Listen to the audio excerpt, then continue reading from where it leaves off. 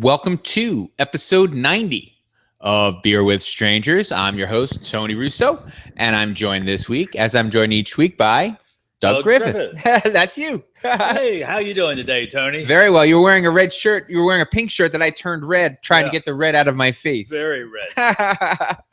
Anyway, I'll start with the weather report today. Sunny and wonderful outside. So if you haven't stuck your head out the door recently, look outside. It's a wonderful day to be outside. Enjoy this wonderful spring weather. And the winter weather. Right. They say one of the things that, just to give you my weekly update on my fig trees, there's some threat of frost on Sunday, some threat of wet snow on Sunday. So if you listen to cover your fig tree, cover your fig trees, kids. If you have them, I'm going to cover mine this weekend if it looks like it's going to snow. All sorts of fun stuff this week. But first off, we're going to start with, we decided to start putting the events in the front. That way you guys have the entire show to think about whether you really want to come and write them down. And this Saturday, that is probably tomorrow, because I'll have this up on a Friday morning. I believe you're listening to this on Friday morning, in which case you have to have your figs covered by Friday, which leaves all day Saturday for you to come to the wine event here. But that doesn't happen until late afternoon, 5 o'clock. We're having a winemakers get-together here at Extreme Brewing. And it'll run a couple hours probably. But we'll have some tasty morsels to taste, and hopefully everybody who comes will bring some wine. One thing worth noting, Jay Talkington, who is Brimming Horde Meadery, who is getting ready to open the meadery over outside of Lewis on Route 9 very shortly. He plans to be here and actually bring some of his meads for you to taste. Looking really forward to that. I've had some of his mead. I had a pear mead, which I really enjoyed, especially given that I'm not crazy about pears. So it was good even for being made of pears. And he makes some unusual stuff which are really outstanding in flavor. Right. I enjoy the thing that what I would like people to get about mead is that the sweetness is something that it's something that you, once you're ready for it, it's something that you come to kind of learn to appreciate. Is that the right way to say it, do you think? Anticipate. Yeah. So, but not all of them are sweet, but there are a lot of them, especially the ones that are higher in alcohol, always turn out to have a little sweetness to them. And the texture, of course, the texture of mead is thicker than you expect. You're like, oh, it's like wine, and I guess it's kind of honey wine. I guess I don't know if it's. Yeah, it's honey wine. If that's what they still say about it, but it's fermented. It's long. It's fermented in a long term. It's not a short, quick fermentation. Yeah, a lot of them take longer to mature just to get the flavors come out right. And that's the thing. It's got this kind of complexity about it that, most of us are used to drinking wine, and most of us are used to drinking beer.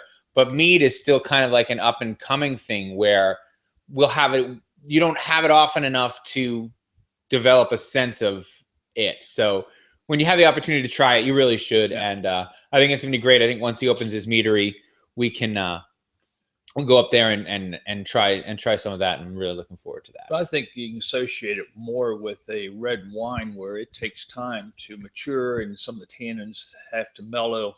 Same thing with mead. It takes 6 to 9 months, maybe even a year for it to get where some of them are drinkable. Some of them are drinkable very soon, but a lot of them need some time to age and mature. So, but come have a taste. Yes, come have a taste for sure. And bring some of your wines for everybody else to taste. And these events are always so much fun. I've been to the beer ones. I've not been to a wine one yet.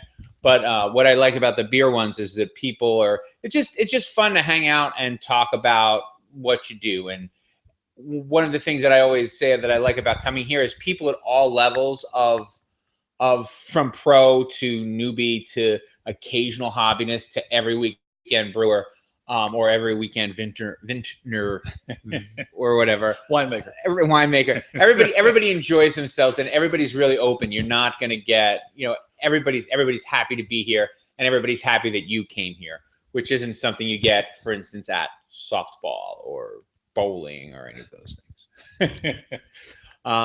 Plenty of the news this week. We're going to start with some home brewing stuff because the Big Brew is coming up, and that's also kind of an event here. that we're going to talk about. Although we'll be brewing something. Generally, we do an all grain that day and just participate in the trade. Now they have they said which beer it was going to be, but I didn't look. Did you get a chance to look? Did not, but there's usually 2 beers they recommend everybody brew, and they just try to get a tally of how many people brewed beer on that day, so they can give we brewed 600,000 gallons of beer on May 7th. Right, and well, what's cool about this is they're doing one for the 500th anniversary. It's a German beer for the 500th anniversary or something. I just can't remember what it is, so we're going to look it up real quick.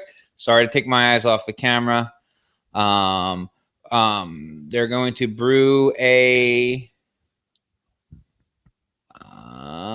summertime ginger ale. Those in their second one too. Usually they have a couple. Both of these recipes. Summertime ginger ale, all grain, and then alt beer. Yeah. Okay. Now I know what a ginger ale is. What is an alt beer? It's another German type beer. It's beer flavored. Beer flavored. Yep. I love beer flavored beer. I didn't come last year. I guess I came the year before it was that I was here for that. And that was a lot of fun. They had, I guess it was like at 1 o'clock. Everybody was supposed to toast or something like that. So if you can make it out for that, it's fun. If you're gonna brew something, let us know. Send us pictures. We'll put them up on the Surecraft Beer website or on the Surecraft Beer Facebook, just so everybody's kind of connected that way. Especially if you're out of town. I mean, a lot of the in-town folks belong to the Delmarva United Homebrewers Association. But for our out-of-town listeners or for our friends down at Wallops who maybe don't come all the way up, send us pictures. We'll post them on the Facebook page. They can be famous. We'll make the internet famous.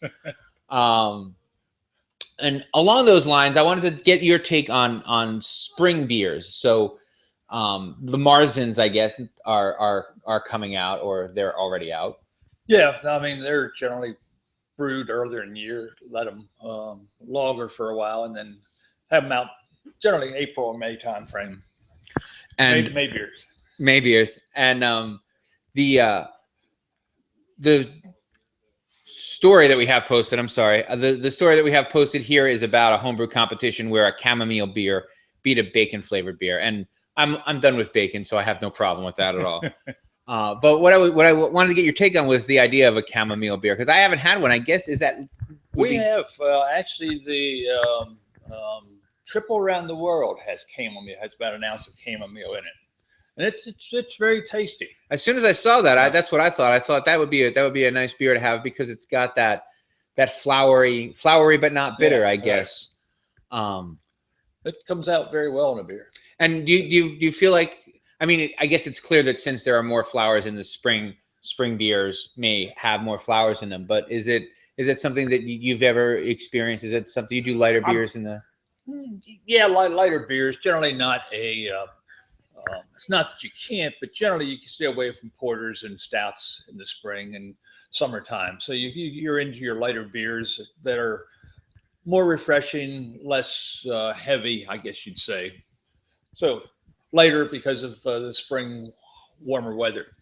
So yeah, I'm a huge fan of chamomile, so I think a chamomile would be awesome. What do you guys have coming up for? I guess the next time you brew is going to be on May 7th. Is that probably? We haven't got anything else scheduled. We had class last week and don't have anything else scheduled at this point. What did you guys end up doing last weekend? Coffee Saison sitting right there. Oh, there you go. That's also an awesome beer. Because you see coffee, so you think it's going to be a dark beer, but it's not. But it's got that rich flavor, but it's also got a little bit of Saison spice. Is that the right way to call it? The spicy flavor. I love Saisons. I love coffees, so there's nothing wrong there. We at Surecraft Beer were asked to participate, and I don't know if it's going to come off yet or not. But there's supposed to be some sort of like vintage car / beer festival that they were talking about having. And I was talking about how much I didn't. It's not that I don't like vintage cars. I just don't get vintage cars. Like I don't get going to car shows.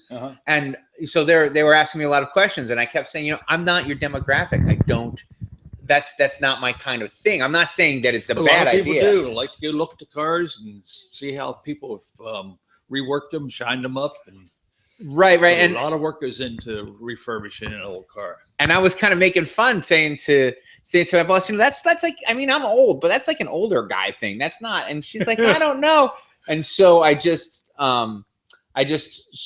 after having that, it wasn't an argument because I said, whatever we're going to do, and I'll help out. I don't have a good plan for what should happen at a car show because I don't go to them because I'm not 1,000. And then I switched over to the internet, and actually it's a thing again now. Like the vintage car shows are very popular among the kids today. So it just proves how middle-aged I am. That's how I'm just old and sad is the point of that story. Oh, it's sad. You're not as old as I am. I'm sad to be old. Well, you're old and not sad. Like, I've got like a mookiness about me. So next up, actually, well, I want to talk about the Cigar City buyout story. or investment.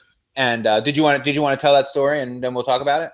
Well, I just find it's and I think yes, okay. There's a whole bunch of breweries now in the country that are being bought up or having large investments in a good percentage of what they are worth. And I think you probably are right.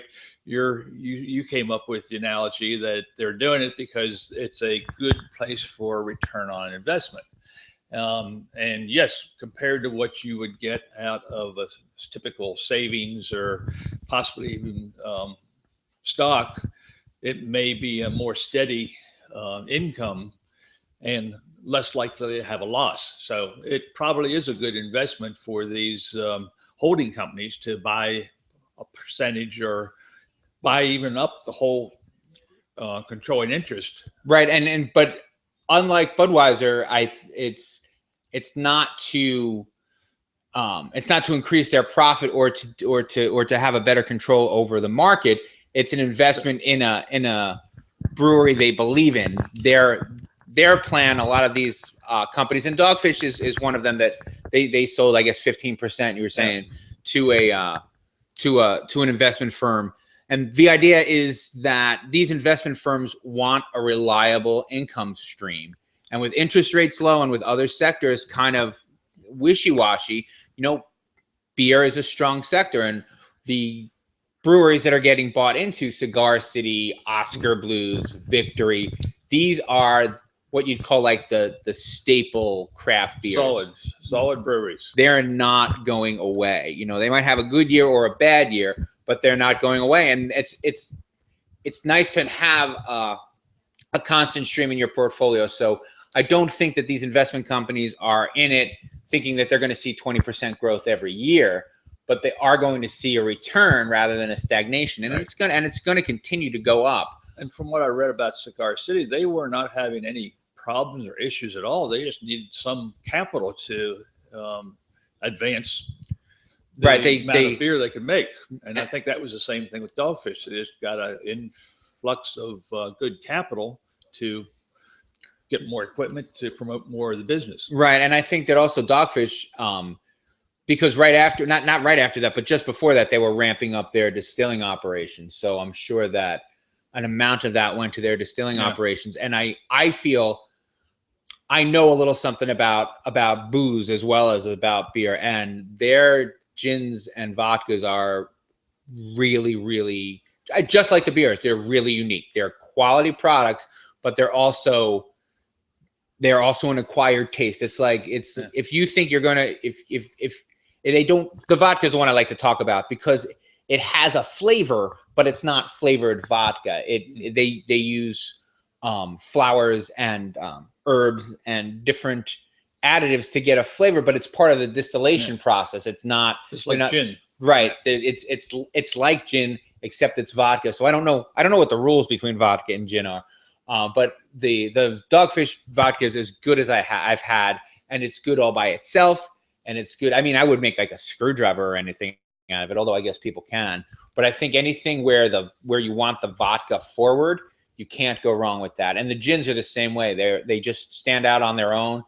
And I think going forward, even as beer, even as the growth of beer begins to kind of level off a little bit, we're going to see, you know, craft liquor is number one with a bullet now, and I feel like that's where investors are going to get their big returns from in Dogfish Head, because it's just, once people realize how good that right now, it's like, oh look, this is a high end vodka, it's vaguely expensive.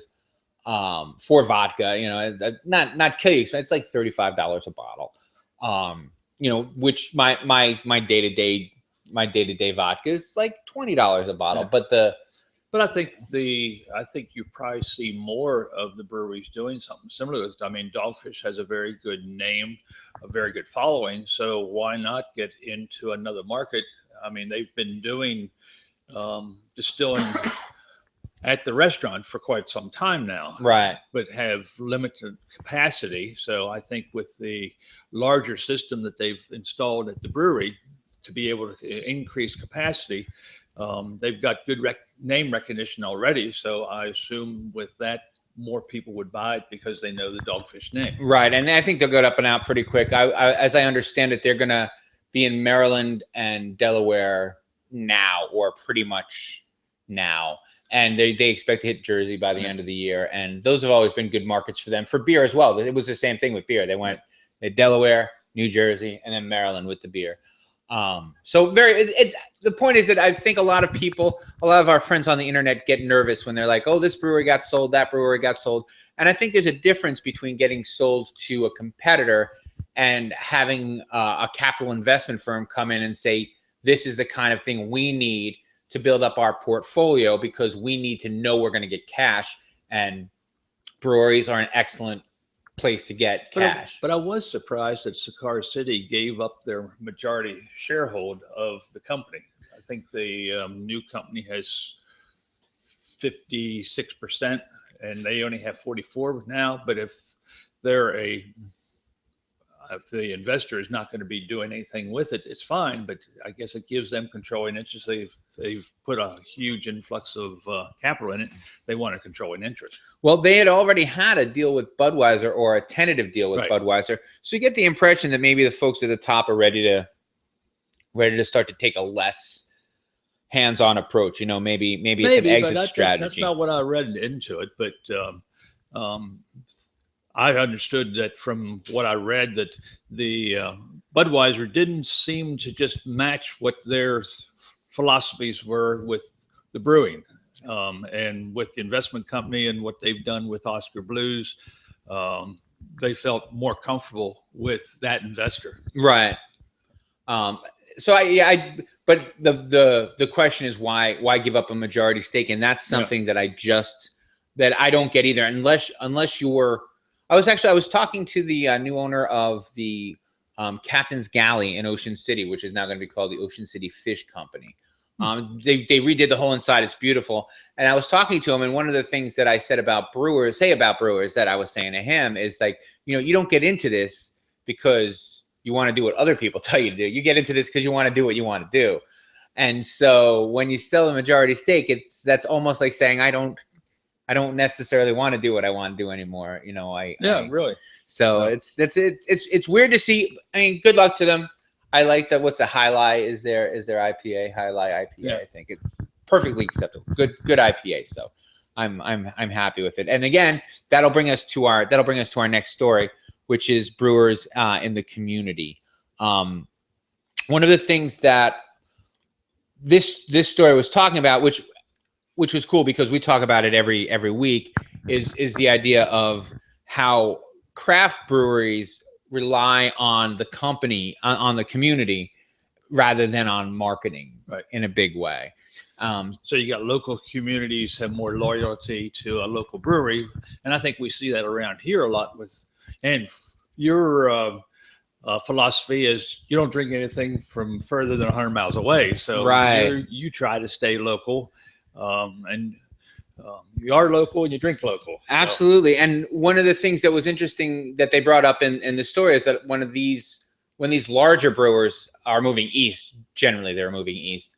It mentions Sierra Nevada here, but it seems it was the same for It was the same for New Belgium when they came out. They don't just want cheap labor, although they're happy to have cheap labor. They want cool downtowns. They want places where they can be part of the community, where the brewer community can kind of shine.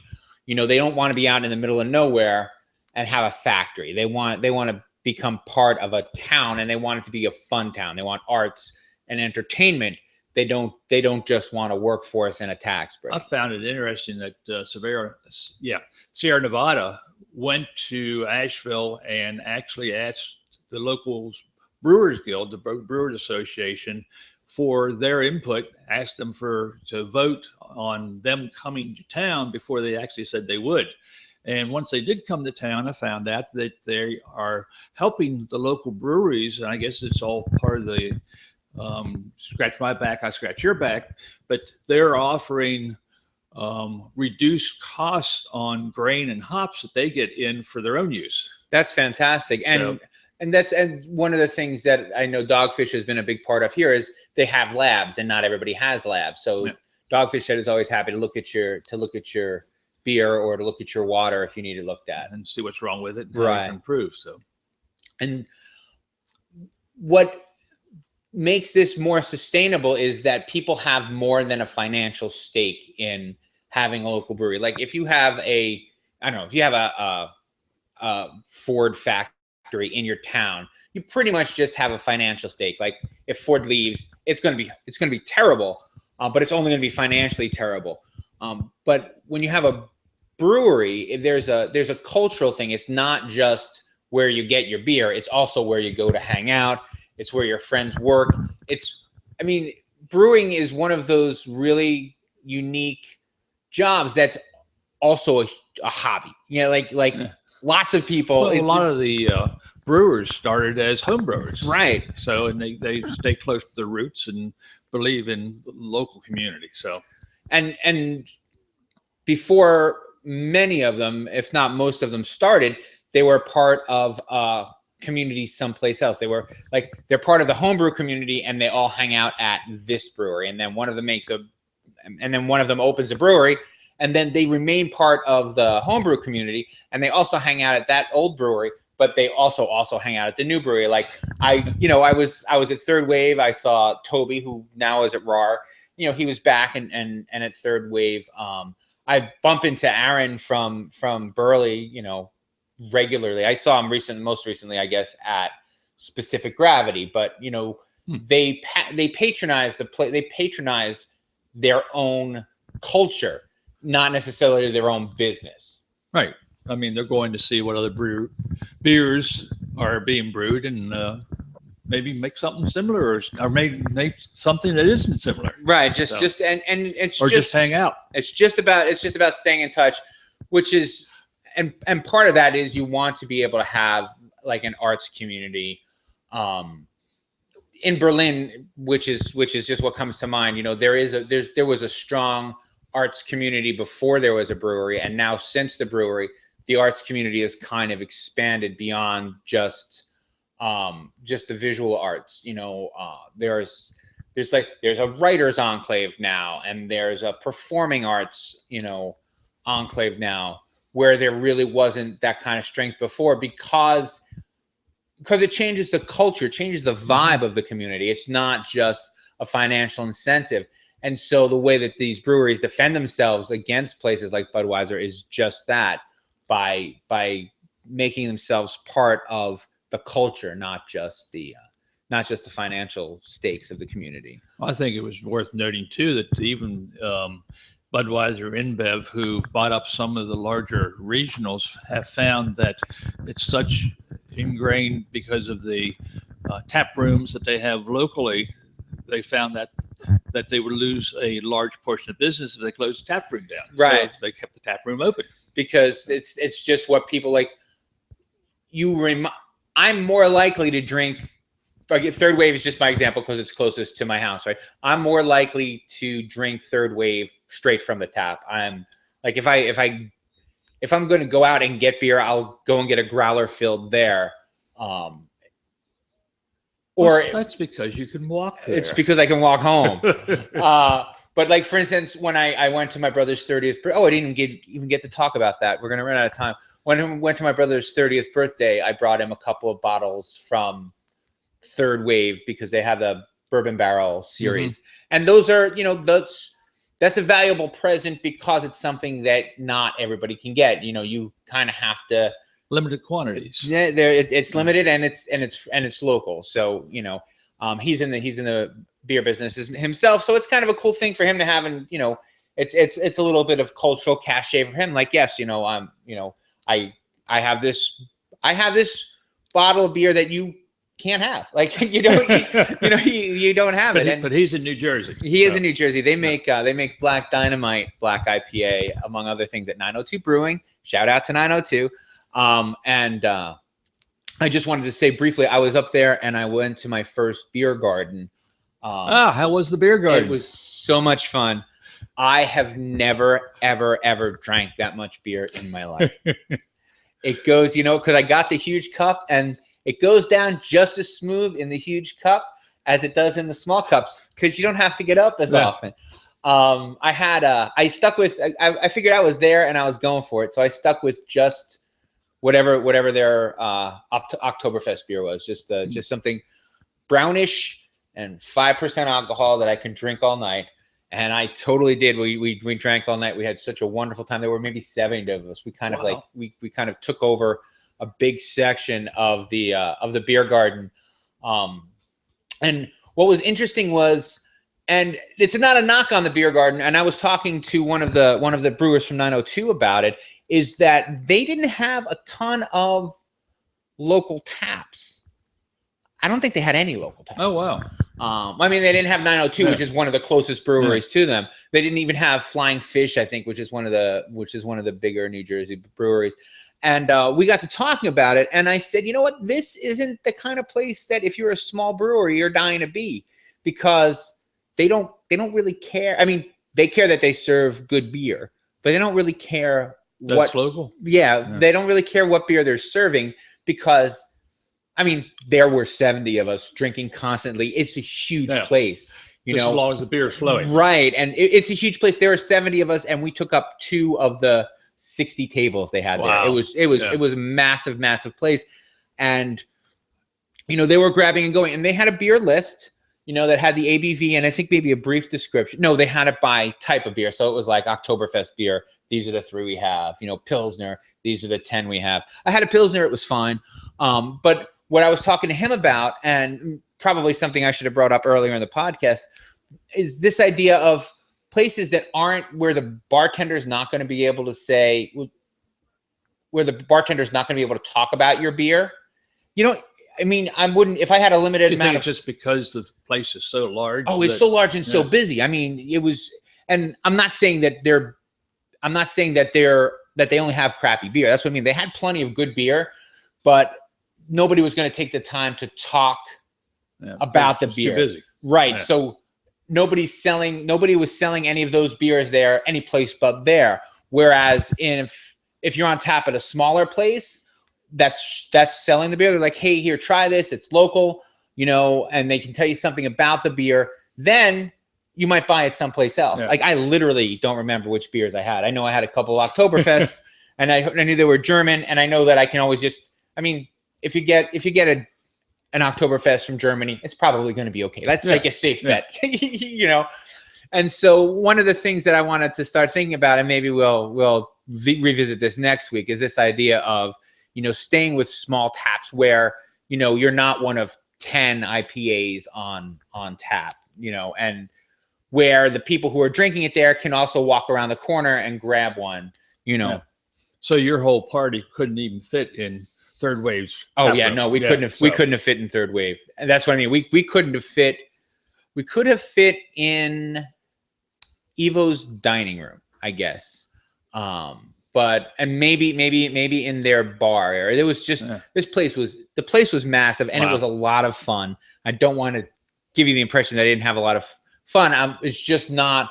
I mean, I was buying beer by the gallon. That's not really, that's not a craft beer kind of thing. Right. I guess because what are they? 30? They're not 32 ounces. Are they 32 ounces? The big steins? Yeah, probably right. liter right. size. So I'm drinking when you're drinking beer all night, 32 ounces at a time, that's not the right venue for a for it can be, but it's 7%. right. You know, You don't want anything too heavy, right? In alcohol, right? And also nothing too complicated. And they had a couple of complicated beers there, I'm sure, but and that's something that I know better. Like I'm not gonna get a complex beer and drink. I think I had 5 glasses, so I'm not gonna do 3, 6, 9, 12, 15. I'm not gonna drink 170 ounces of 7% beer. That's really complex because I'm not going to taste it after a while, which is what the beer garden thing is about. It's like you can drink a lot. And the only thing that I found out is when you drink that much beer, I wasn't sick from the alcohol. I was sick from the carbonation and the sheer space it was taking up in my body. I wasn't sick, but the next day I was my stomach was I am not happy with you at all, young man. But we're going to bring it to the close, pull the train into the station. Again, gentle reminder, if you're still with us, that the wine event here is on 5 o'clock. Yeah. 5 o'clock. 5 to 7-ish or something. On Saturday the 19th, which is tomorrow night if you're hearing this on Friday, right. Or which was March 19th if you're hearing it way in the future and you missed out, and I'm sorry for you. Always come to these things. They're always a lot of fun. Hanging out with people, and bring some of your wine to taste. Bring wine to taste. And as always, just make sure you check the website, extremebrewing.com, extremebrewing.com, or extremebrewing.com. Click on everything else and you'll get to the classes. That's also where you can find the links to our show here.